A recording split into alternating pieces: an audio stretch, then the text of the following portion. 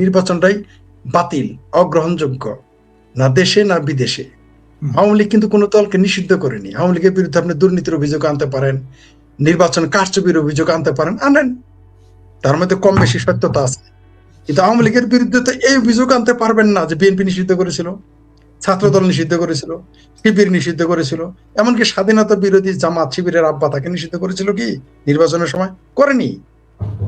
আর নির্বাচনের সময় তো আমরা বাংলাদেশে আমরা দেখেছি, তো আমরাও আওয়ামী লীগের সেই নির্বাচনের সমালোচনা করেছি, কিন্তু তখন তো নিষিদ্ধ ছিল না, বলেও না যে তুই নির্বাচনে আসতে পারবি না, বরং তারা আসে নাই। আর আপনি এখন পুরো একটা দলকে নিষিদ্ধ করবেন।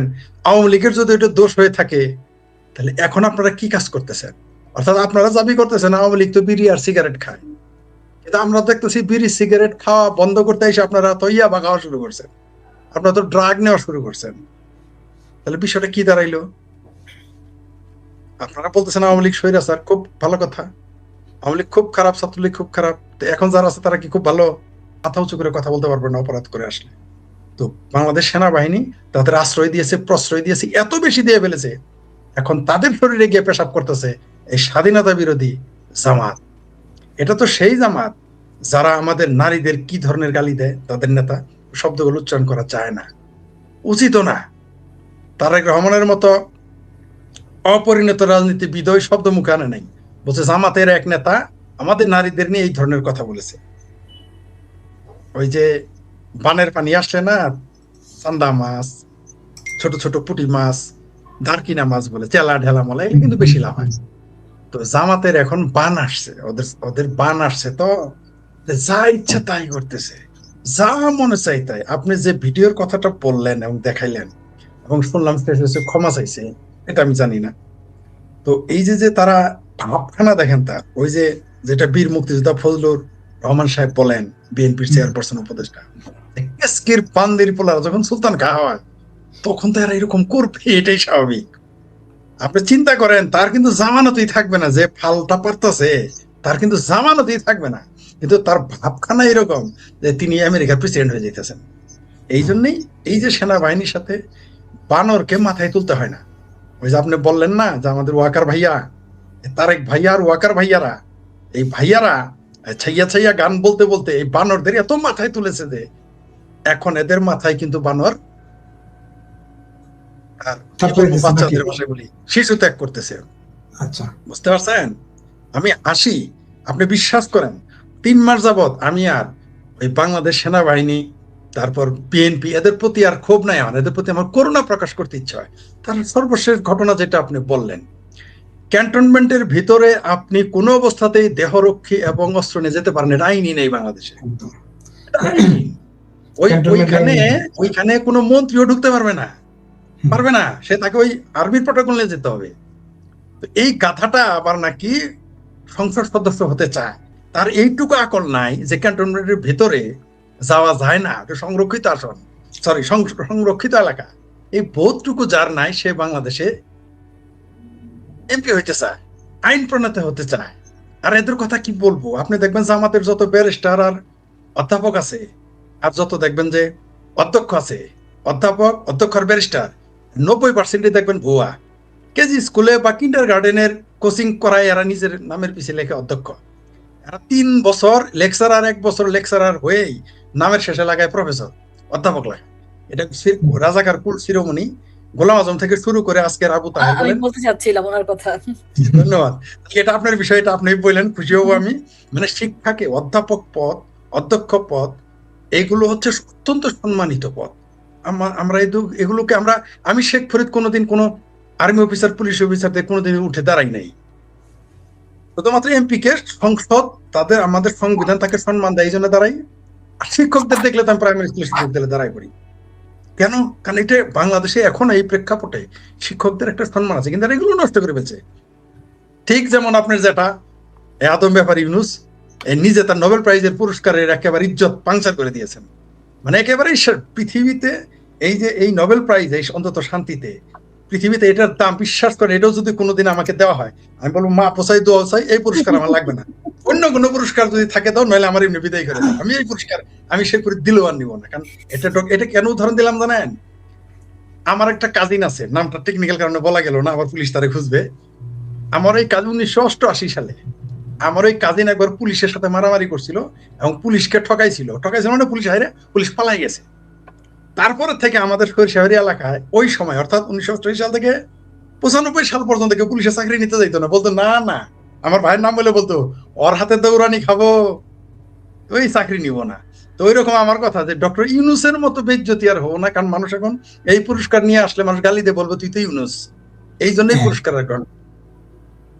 আর যেটা আপনি বললেন সেনাপ্রধান যে আমাদের আশ্বাস দিয়েছেন, এইটা আসবো, এইটা আসবো, কিন্তু আমার কথা হচ্ছে যে আপনি তো এই যে একজন এমপি ক্যান্ডিডেট, আপনি তারা বলবেন যে সে জানে না, সে এত দুঃসাহস পায় কিভাবে যে সেনাবাহিনীর সদস্যদের বলতেছে তোমাদের অফিসাররা আমার 5 তারিখের পরে আমাদের পা ধরেছে, মাফ চাইছে, তারপরে তারেক রহমান আসলে তোমরা একদম জিপ দিয়ে রাস্তা চেটে দাও, আর এখন আমাকে ঢুকতে দিচ্ছ না, আমি তারেক রহমানের প্রতিদ্বন্দ্বী। আমি আসলে না আপনার এই কথাটা অ্যাভয়েড করতে চাইছিলাম, আপনি বুঝতে পারছেন, এটা আপনি আপাও বুঝতে পারছেন, আমি অ্যাভয়েড করতে চাইতেছি। কারণ জামাতের লিল্লাখোর জাকাত খোরেরা আমার দেশের সেনাবাহিনীকে বলে যে তোমরা আমার পা ধরেছিলা, এই কথাটা আমার মুখ দিয়ে আপনারা বলাইতেছেন, এটা তো আমার জন্য আত্মহত্যা শামিল ভাই। সেনা প্রধান কি বেঁচে যেতেছে আমি জানি না, বাংলাদেশের সেনা কর্মকর্তা কি বেঁচে যেতেছে আমি জানি না।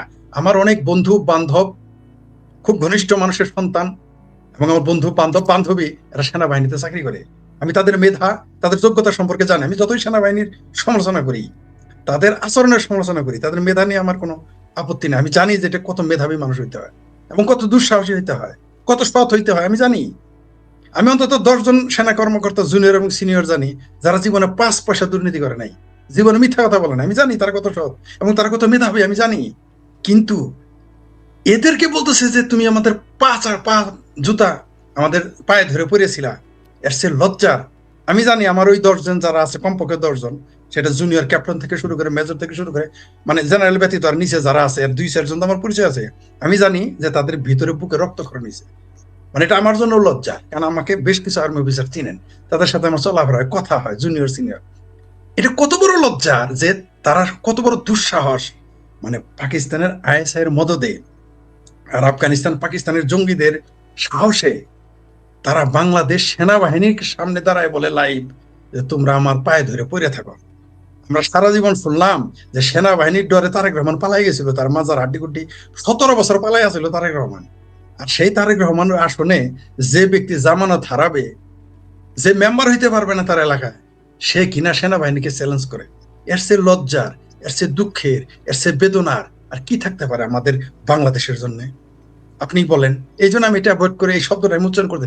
এটা আপনিই বলেন, আপনাকে আমার ভাতিজাও যদি আমাকে ধরেন, আমার পোলা বা আমার ভাতিজা বললো যে বিপুল সাহেবের মতো লোকেরা তো আমার পায়ে ধরে পড়ে থাকে, এটা তো আমার জন্য বেজ্জতি ভাই। আমার পোলা আমার ভাতিজা বলি তো আমি জিতে যাবো না। এই যে যেটা বললো, এটা কোন সাহসে আপনি যেটা বলেন, এর সাহসটা কোথায় জানেন? জঙ্গিবাদ। এর সাহসটা কোথায় জানেন? মৌলবাদ। এর সাহসটা কোথায় জানেন? এই যে শিবিরের কোচিং সেন্টার। এর সাহসটা কোথায় জানেন? আফগানিস্তানে মামিনুল এমনি যায় নাই, ভিসা ছাড়া আপনি ইন্ডিয়া ঢুকতে পারেন না।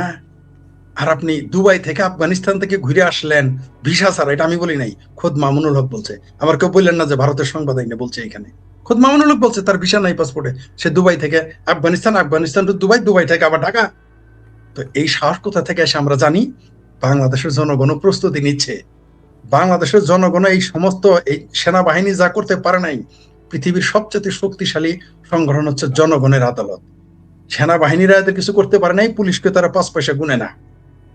কিন্তু বাংলাদেশের জনগণকে আগামীতে কিন্তু এই জামাত, হেফাজত, এই ধর্মীয় গোষ্ঠী, মৌলবাদী শক্তি, স্বাধীনতা বিরোধী শক্তি, এগুলোকে চিহ্নিত করে রাখতেছে। এরা নিজেরাই চিহ্নিত হচ্ছে, আমরা চিহ্নিত করি না, এরাই হচ্ছে। এর আগে সে পোস্ট দিয়েছিল কি আপনি জানেন?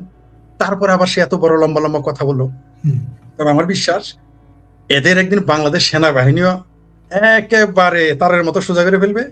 এমনকি বাংলাদেশের জনগণ এদের যথোপযুক্ত শাস্তি বরাদ্দ করে রেখে দিয়েছে, সময়ের ব্যাপার মাত্র এগুলো বাস্তবায়ন হওয়ার জন্য। ধন্যবাদ।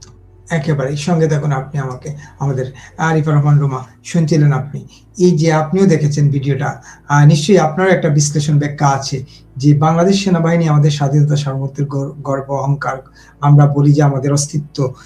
সেখানে সেনাবাহিনীকে 5 তারিখের পর থেকে আমরা বিভিন্নভাবে সেনাবাহিনীকে অপদস্থ হতে দেখছি, কিন্তু জামাত নেতাদের এই অধ্যত্ব, এটা এই জামাত প্রার্থীর এই অধ্যত্ব সবকিছু ছাড়িয়ে গেল কিনা? ধন্যবাদ বিপুল। আমার আপনার হয়তো এই ঘটনায় বা যে ফরিদ ভাই বলছিলেন হৃদয় রক্তক্ষরণ হচ্ছে, এর চেয়ে বেশি কিছু করবার নয়, মানে আমাদের করবারও নাই আর কি। এই সিচুয়েশনটা আজকে আমরা দেখছি, এটা কি সেনাবাহিনীর নিজের তৈরি করা না? মানে এটা কি তাদের কর্মের ফল নয়? এখন আমি আপনি বাইরে থেকে আমরা কথা বলতে পারবো, আমরা চিৎকার করতে পারবো, আমরা কাঁদতে পারবো, এর চেয়ে বেশি কিছু করতে পারবো না। তারা যে সম্মানটা হারিয়েছেন বা তারা সম্মান হারানোর যে প্রক্রিয়া শুরু করেছেন, সেখানে আমি আপনি তো এর চেয়ে বেশি কিছু করার নেই। এটা যদি তারা মনে করেন, এখনো যদি তাদের বোধোদয় হয়, তারা হারানো সম্মান পুনরুদ্ধারের চেষ্টা করতে পারেন। আমার সেনাবাহিনীর কথা মনে পড়লেই আমার বাড়ি যেহেতু গোপালগঞ্জ, আমার সেই গোপালগঞ্জের ওই সেনা সদস্যের কথা মনে পড়ে যায়, যে আমাদের শহরের সেই ওদের গলায় মানে টানতে টানতে গুলি করার পরে টানতে টানতে ছেঁচড়ে নিয়ে যাচ্ছে, এরপরে দেখা গেল একটা বুট পরা পা আমাদের সে ভাইয়ের গলার উপরে। এই তো সেনাবাহিনী, এই তো সেনাবাহিনী যারা 3রা আগস্ট 2024-এ একটি নির্বাচিত সরকারকে হটিয়ে দেবার জন্য বিদেশি ষড়যন্ত্র জঙ্গিবাদের সাথে এক হয়ে, মানে একতাবদ্ধ হয়ে বাংলাদেশটাকে জঙ্গিদের হাতে তুলে দিয়েছে। তো সেই জঙ্গিরা ওনাকে ছেড়ে দিবে নাকি? জঙ্গিরা ছেড়ে দিবে? আমরা তখনও কিন্তু কেঁদেছি যখন হাসনাত চিৎকার করছে, ওয়াকান্না হাসনাত, হাসনাতের অনুসারীরা চিৎকার করছে ওয়াকান্না হাসনাত হাসনাত হাসনাত, তখন আমাদের রক্তক্ষরণ হয়েছে। আমাদের সেই ছোটবেলায় সেই বা মহান মুক্তিযুদ্ধের মাধ্যমে গঠন হওয়া যে সেনাবাহিনী, তাদের প্রতি আমাদের তো একটা ভালোবাসা, ভালো লাগা, শ্রদ্ধা, ভক্তি, এবং সেখানে অসংখ্য মুক্তিযোদ্ধা ছিলেন, আমাদের 7 জন বীর শ্রেষ্ঠ, তাদের সেনাবাহিনী সেই এই পর্যায়ে চলে আসবে যে হাসনাতের মতো একটা মানে আমি কি বলবো, রাস্তার ছেলে, মানে ঠিক রাস্তায় ঘুরে বেড়ানো অর্থে আমি ব্যবহার করছি না, আমরা বকে যাওয়া ছেলেকে যাদেরকে আসলে বলি, সেই বকে যাওয়া একটা ছেলে বখাটে, সে পর্যন্ত সেনাবাহিনীর সাথে বা সেনা প্রধানকে নিজের সাথে এক করে তার অনুসারীরা স্লোগান দেয়, তার অনুসারীরা তো সে হাসনাতের মতোই। তো এখানে এর চেয়ে বেশি কিছু বলার নাই। এখনো যদি ওয়াকার সাহেবরা বা অন্যান্য যারা আছেন তারা বুঝতে না পারেন, এবং অথবা তারা যদি এটার পার্ট হয়ে থাকেন, এটা যদি পার্ট থাকেন, আমি যেটা আশঙ্কা করছি, তাহলে 3রা আগস্ট 2024 তারা কি করে ওপেন করে দিলেন ঢাকা? তারা এর আগে কথা দিয়েছেন আওয়ামী লীগের নেতাকর্মী যার ফলে ঢাকায় যায়নি, যে তারা এটা টেক কেয়ার করবে, কোনো সমস্যা নেই, সবকিছু ঠিক আছে। 3 তারিখে তারা রাস্তা থেকে সরে গেলেন, মানে সরিয়ে দিলেন বাকিদেরকে। আসলে ভেতরে ভেতরে তারা মানে দেশটাকে ওদের হাতে তুলে দেবার জন্য ষড়যন্ত্রে লিপ্ত ছিল। এই তো সেনাবাহিনী। তো বিপুল ভাই, এটা স্বাভাবিক না? আপনি ওই যে একটা বলেন না যে বানরের গলে দিলে মুক্তোর হার তখনই ছিড়িয়া তারে করে ছাড়খাড়, তো সেনাবাহিনী বানরের গলে মুক্তোর হার দিয়েছে, এখন সেই মুক্তোর হার তারা ছিঁড়ে ছাড়খাড় করছে, ফরিদ ভাইয়ের ভাষায় বললাম। এই জায়গাটা আপনি বলছিলেন যে সেনাবাহিনীটা মানে এদের ডেকে আনছে, বলতে হবে আপনার ভাষায়, তো আপনি বলেন, মানে এটা তো আমার ভাষায় না। 2024 সালের 3রা আগস্ট পরবর্তীতে আমাদের গোয়েন্দা সংস্থা যারা ছিলেন তাদের সঙ্গে কথা হয়েছে, পুলিশ বাহিনীতে যারা ছিলেন তাদের সঙ্গে কথা হয়েছে, আমি দায়িত্ব নিয়ে বলছি। এবং ওখানে ডিবি যারা ছিলেন, এসবি যারা ছিলেন, সবার সঙ্গে কথা হয়েছে। 3রা আগস্ট উত্তর ওইখানে তারা ওই সময় পর্যন্ত বলেছেন, 3রা আগস্ট বলেছেন যে আমরা আসলে দেখবো সবকিছু। এবং আমি ওই সময় আমার শহরে ছিলাম, গোপালগঞ্জে ছিলাম। তো আওয়ামী লীগের লোকজন আসবে ঢাকায়, হ্যাঁ, এই ষড়যন্ত্রকে প্রতিহত করবার জন্য। এবং নেত্রী আমাকে তখন আমাদের জেলা আওয়ামী লীগ সেক্রেটারি, আমার মনে আছে, উনি বলছিলেন যে একটু যোগাযোগ করো, ওই সময় একটু কথা বলো। তখন উনি বললেন যে না, হানাহানি হবে, রক্তপাত হবে, দরকার নেই, এটা টেক কেয়ার করবে, কোনো সমস্যা নেই, টেনশন নাই। তো এরপরে কি করলেন, আমাদের পুলিশ বাহিনী ছিল যথেষ্ট, ওনারা অ্যাকচুয়ালি ওনারা সবকিছু টেক কেয়ার করবার নামে আসলে দেশটাকে জঙ্গিদের হাতে তুলে দেবার এই ষড়যন্ত্রে তারা তখন লিপ্ত হলেন। এবং তার আগেই আপনি আরো সবকিছু বেরোবে, শুনেন, 1975 সালের 15ই আগস্ট কি হয়েছিল আমরা কিন্তু সবই এখন জানি। কিন্তু 2024-এর 5 আগস্ট কি ঘটলো আমরা অনুমান করছি, আমরা 2-2 4 মেলাচ্ছি, কিন্তু এখন পর্যন্ত এটা নিয়ে কোনো গবেষণা যেমন হয়নি, তার রেজাল্টও পুঙ্খানুপুঙ্খ আমাদের কাছে নাই। কিন্তু যতটুকু আমরা শুনছি এখনো তো এলোপাথারি, মানে একটা কমপ্লিট যে একটা ডিসিশনে আমরা আসবো বা বলবো যে এটা এটা ঘটেছিল, মন্তব্য করব, সেই পরিস্থিতি এখন পর্যন্ত তৈরি হয়নি, বা সেই তথ্যগুলো আমাদের কাছে এখন ওরকম সাজানো হয়নি। বাট যতটুকু আমরা বুঝতে পারছি সেনাবাহিনী যুক্ত ছিল, সে যেভাবেই হোক, যে ফর্মেই হোক না কেন। এবং ভলগার তুর্কের কথা আমরা ভুলে গিয়েছি, তারা কি বলেছিল, এবং তারা তাদের কথা শুনেছে। উনি কিন্তু বাংলাদেশ সরকারের কথা শুনেনি। সেনাবাহিনী নিয়োজিত হয়েছে কি কারণে, কাদের জন্য? বাংলাদেশের জন্য। কিন্তু তারা কি করেছে? বাংলাদেশের সঙ্গে বিট্রে করেছে। তো আজকে তো তারা, তাদের ভবিষ্যতে আরো অনেক কিছুই থাকতে পারে। শ্রদ্ধা ভক্তি তো হারিয়েছেই, এটা নিঃসন্দেহে। আমাদের শ্রদ্ধার জায়গা, ভালোবাসার জায়গা